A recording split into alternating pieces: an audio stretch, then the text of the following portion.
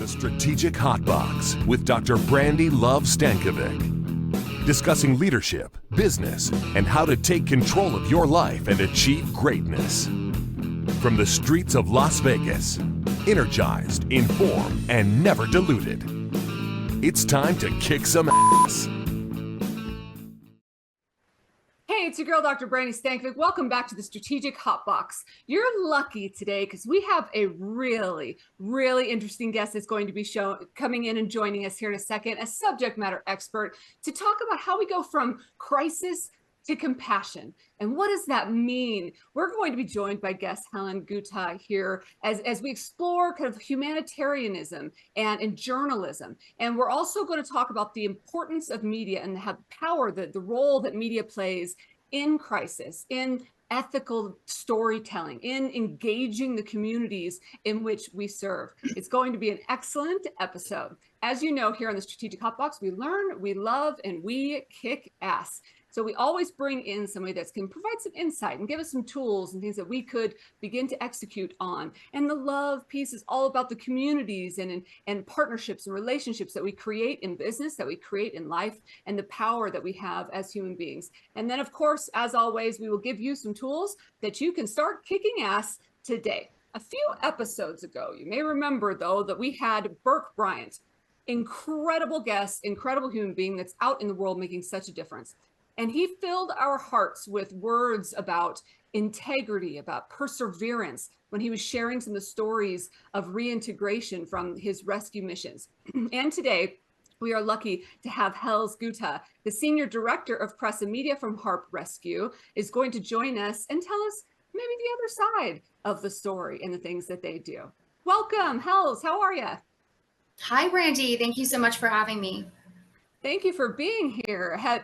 Your career now has spanned all over press and media, right? Not just with HARP Rescue and humanitarian aid, but also with Florida State Guard and sovereign media. And how have these different experiences brought you to where you are or influenced where you are today? It's a great question. So journalism versus humanitarianism, I think in order to be a good journalist, it's imperative that you share some of the same passions and qualities for humanitarianism. I'll say that what is journalism? Journalism is telling a story. How are you good at telling a story? Finding the truth and telling the truth. Why do you want to tell the truth? You want people to know the truth. Why is it important for you for people to know the truth? Because you love people and you care about people. So move on to humanitarianism. Why do you want to help people? Because you love people and because you care about people. So I think that's really the core of being successful or great at, either career. And when it comes to caring about human beings and that piece, I love the way that you framed that. Have you ever worked on the other side of media that's kind of trying to get to human beings, or maybe isn't putting human beings in the right light? Putting them in the right light, do you mean exposing? Yeah, it could be exposing. I think sometimes media in general, media as a broad term, right? Not necessarily down particular paths, but media as a broad term sometimes will poke the bear in an effort for ratings or for creating a sense of urgency for communities, et cetera. I think that's a great question too. So what I love about journalism, one of the things I love is being very thought-provoking. You never want to tell someone what to think, but you want to be able to provide people with the truth, the right information. And I think that's in most of my major pieces with Sovereign, that's really what I try to do. Obviously with HARP, our mission is to tell the story, to help get more people involved in saving lives. And whatnot. But definitely when it comes to more investigative journalism, that's absolutely key, is to get information out there, as you said, to maybe poke the bear, to get people to start thinking, just to provoke thought. That's one of my favorite things about what I do, for sure. And you've been in these, so working with HARP and some of the humanitarian work that you do, you're in crisis situations, right? Does that change how you approach your journalistic kind of endeavors? Does it change how you collect information? Does it make it harder? Yeah, I mean, so being in being in environments where I'm privy to or experiencing situations that maybe the public is not. It takes a lot of discipline and it takes a lot of discernment, for sure. And I think those two things are absolutely key. So in discipline and discernment, in the sense of, is that in your communication style? What are some strategies that you do to research, but then also then to reiterate and communicate that out? Sure. So when it comes to journalism, when I'm comes to journalism, when I'm writing a piece, I don't want to leave anything off the table. I want to put all the truth out there. Now, when I'm working in press and media, we're telling more of a specific story. So that is very different from my work with Sovereign and my work with HARP. Now, my work with, let's say, the State Guard, where I'm on a total different aspect of it, I'm actually just humanitarian. So I'm like uniform humanitarian. That's when I'm going to be put in situations maybe where I'm privy to or experiencing certain things that the public maybe isn't. And that's where that discernment and that discipline plays a huge role.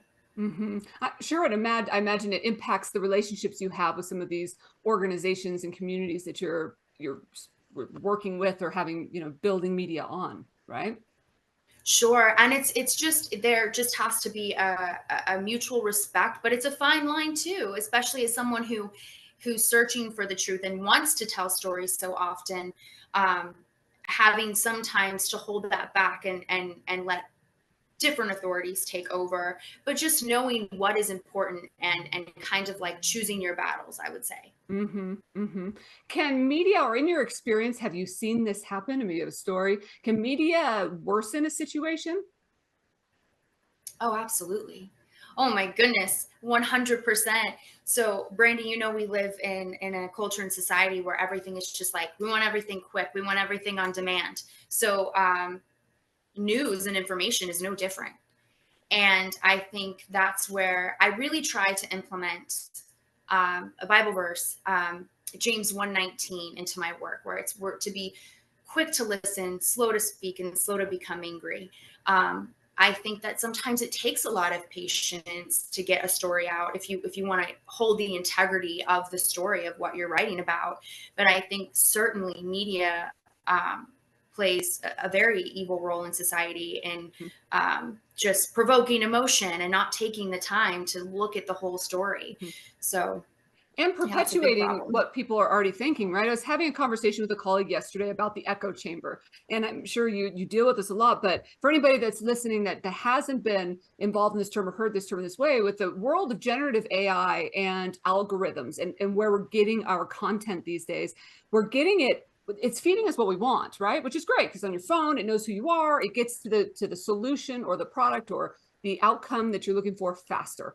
And all of that creates a more customized solution. But with that, it also ends up putting these blinders on that it's an echo chamber of only hearing what it is that you want and like and who you are. And so then people aren't even exposed to diverse thoughts. They aren't even exposed to the whole story, as Hel's just mentioned. And that ends up perpetuating some of this, you use word evil messages or just ineffective, unproductive outcomes that are out there, and people can go to extremes because they're just being fed what's in their alley. I think when it comes to media too, you almost have to be intentional as a listener, a user, consumer of content in finding out the truth. Do you not, Hells? Yeah, absolutely. Absolutely. And I love that you said the word unproductive. I think so often we as humans have this intrinsic need to feel valiant and to get behind something bigger than ourselves, that when we are fed just these quick bits of information and don't take the time to listen to opposing sides and getting that information, certainly that's detrimental. Yeah, I think you're right on with that echo chamber. I think that we have to be responsible as consumers, to know, first of all, we should know that that's kind of how these platforms work, right? Let's be aware that there's other information out there. Oftentimes we think we know the solution when we don't even know the problem, right? Which is wild, and how can we really come to a resolve? You have to be responsible and take that respect that we're not necessarily getting it. Take the time, especially in important issues. Take the time to listen to what other people are saying. You may know something that I don't know. I may know something that you don't know. We may not change each other's minds, but it's also a way to connect with humanity. Now I'm going to see the human part of you, and you're going to see the human part of me, because I have reasons I came to this conclusion, as do you. So there's a lot of responsibility that comes along with being a consumer of this fast-paced, news and media world we live in. Yeah, even differing perspectives. Even if we both think we have facts, there's differing perspectives that are in that too. And it all comes down, from my perspective, to the fact there's no governing body in media, right? Or no kind of overall government agency that is effectively, and we're struggling with that. And what is freedom of speech, and what is too far, and people should be able to say anything. Well, that means anybody with a computer can suddenly give the news, right? And we end up having this thing where it becomes so chaotic that people can't even consume very much. So down to that little bit of digestible data that you were talking about, it's so chaotic in the world that that's all people have the tolerance or the energy for. Are there ethical considerations when it comes to that? Go ahead. Sorry. Well, absolutely.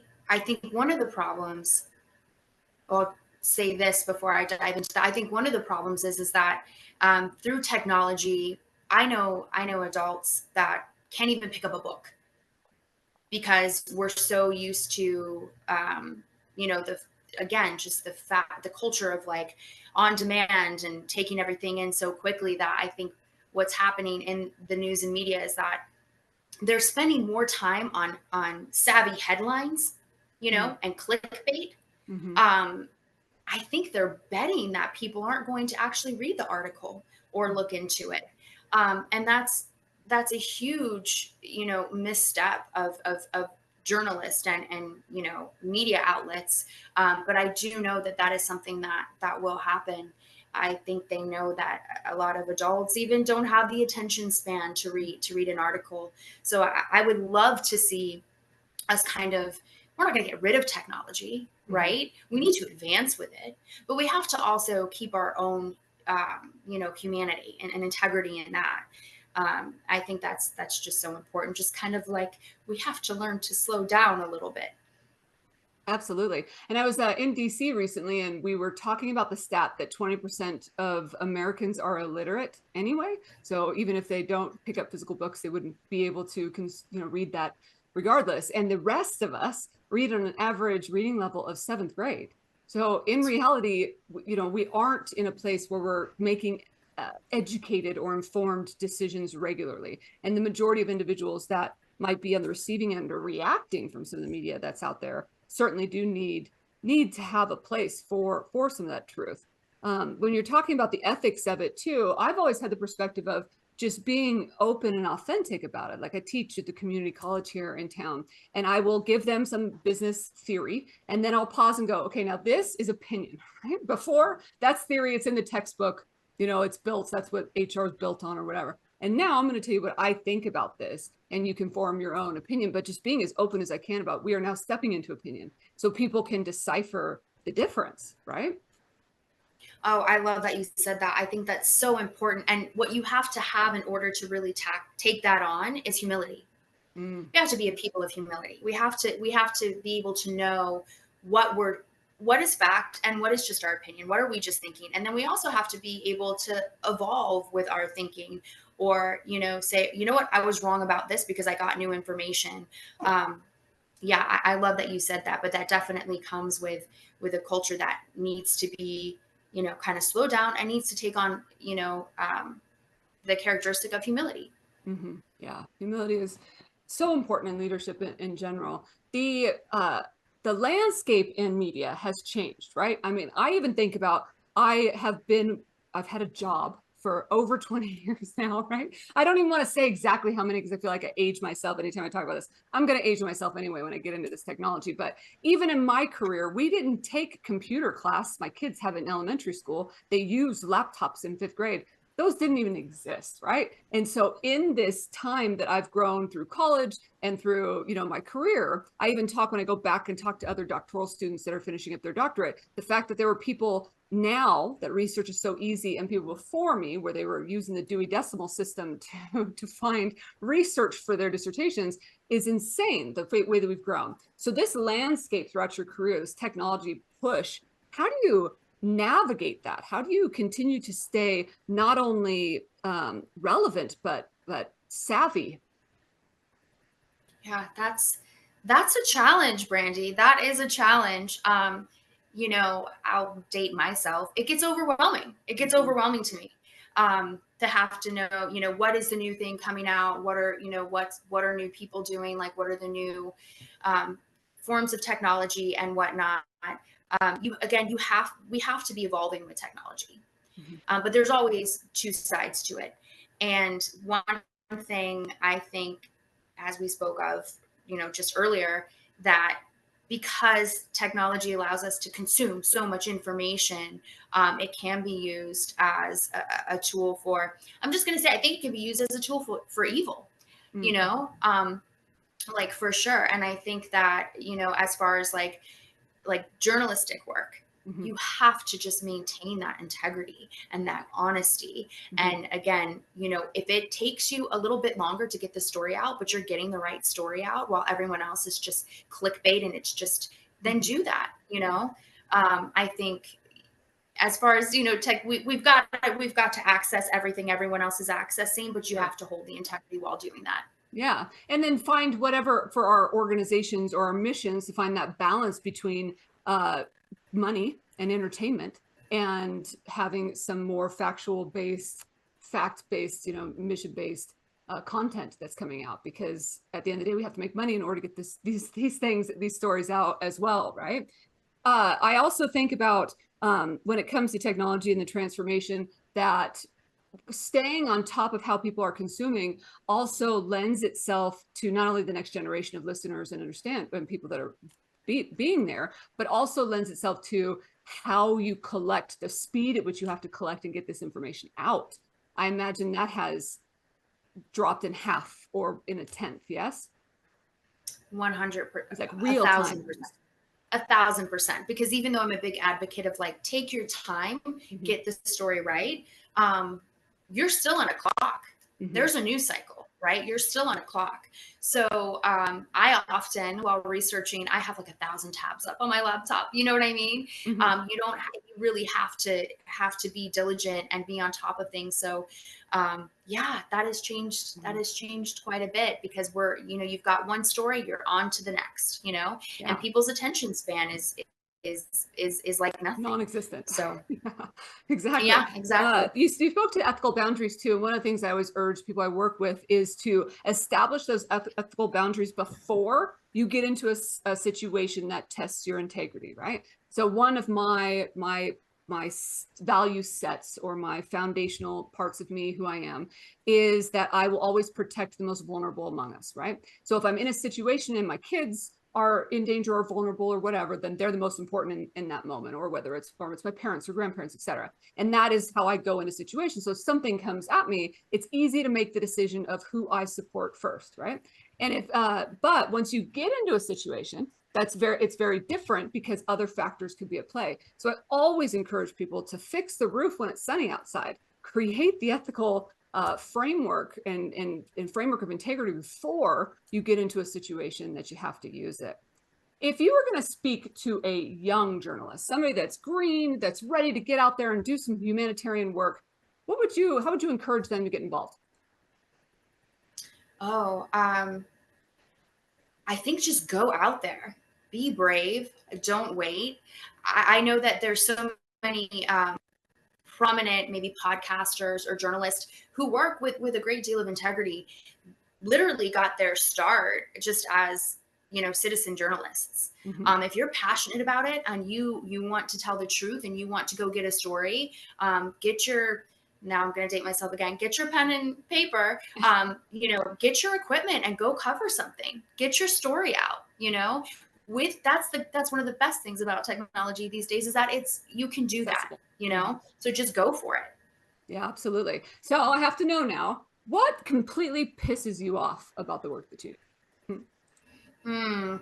Okay. So, I think what does piss me off, and we touched on it a little bit, is just how quick the news cycle is, the clickbaits, with the headlines.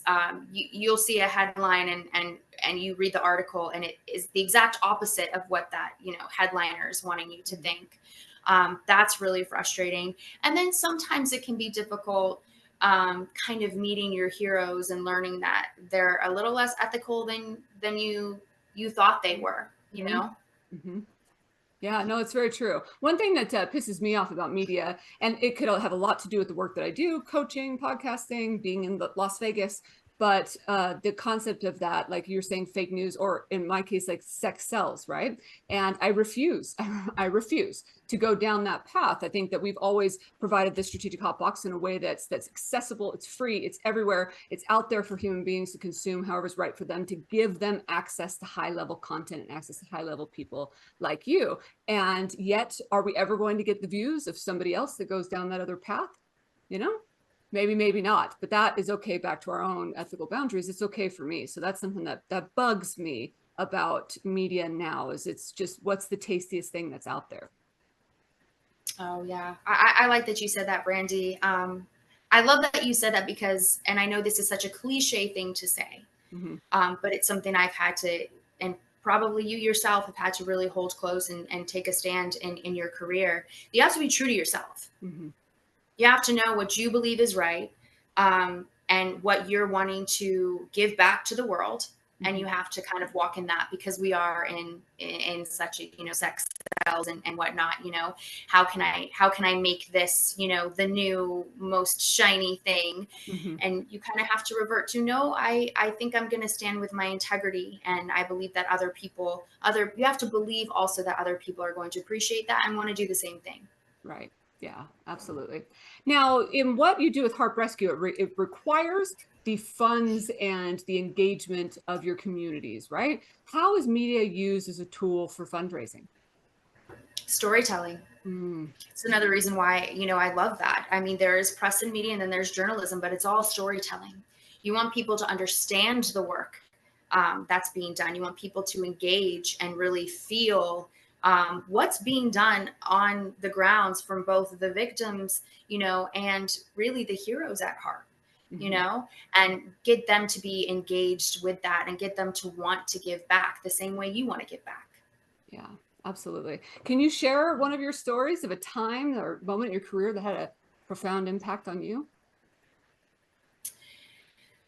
So one thing that I would think of, and I don't know if I can even get into too much detail, but it would be what we touched on earlier, where there's that conflict of, press and media and journalism, but I'm working as a humanitarian aid for the state, um, and just it's so hard to not step in when you want to step in, and Mhm. I think ultimately you have to make that decision for yourself. Again, it's like, what battles are you going to choose? You choose your battles wisely. Um, but that's something I think I have definitely come across that have really made me stop and consider. Like you said beforehand, we choose, we have to have a plan beforehand. Okay, what are my boundaries? Mhm. Mhm. Yeah. So I would say those situations have been the most profound, because they have made me really stop and consider what's worth what to me. Mhm. Well, speaking of storytelling, our friend Burke Bryant and you have a new podcast. Tell us about it. Oh, I'm so excited about the podcast.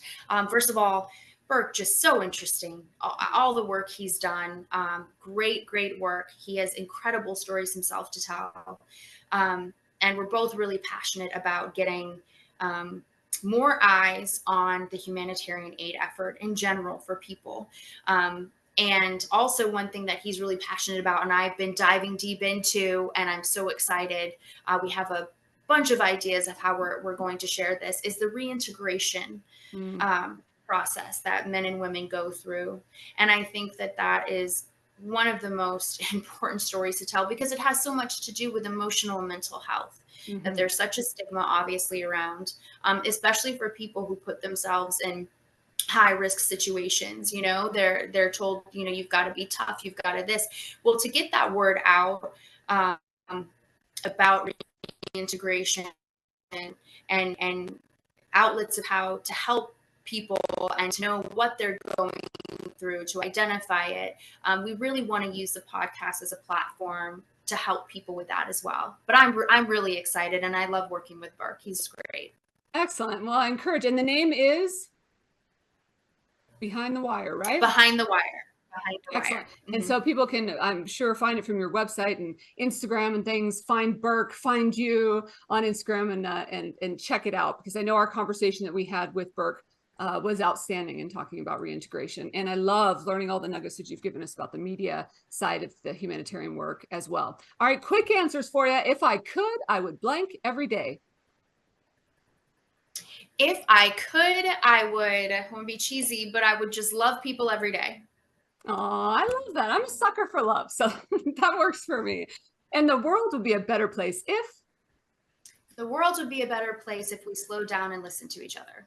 Mm-hmm. Yeah, isn't that true? Thank you so much for all of your thoughts and your insights and your stories today. Let's head out to our shout out.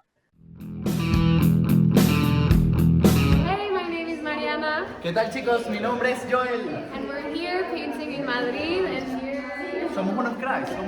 Tienen que venir a Madrid, a juro, para pintar. Esto está increíble. And you're listening to Brandi on the Hot Box. Escúchenla. It's the truth.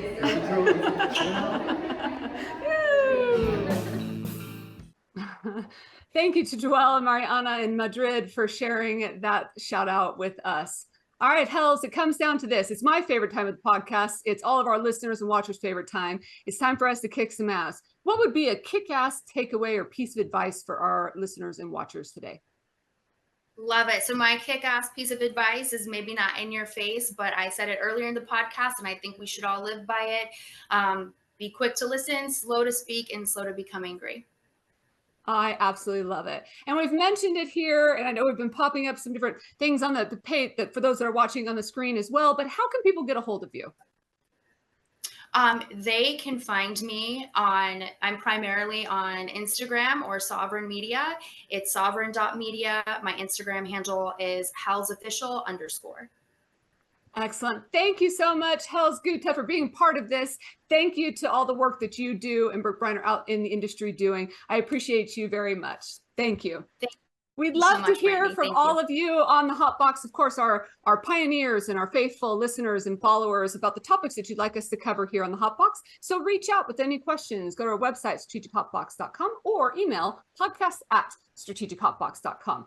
And as always, I get around, right? So we're on all your favorite platforms, right? We're on Spotify and YouTube and Instagram and Facebook. And I even am doing the Ticker Talker if you want to get out and check out some of that stuff too. And of course, the Strategic Hot Box has its own app on Roku. So, I mean, how cool is that? You should probably go check it out. Until I see you again, get out there and keep kicking ass.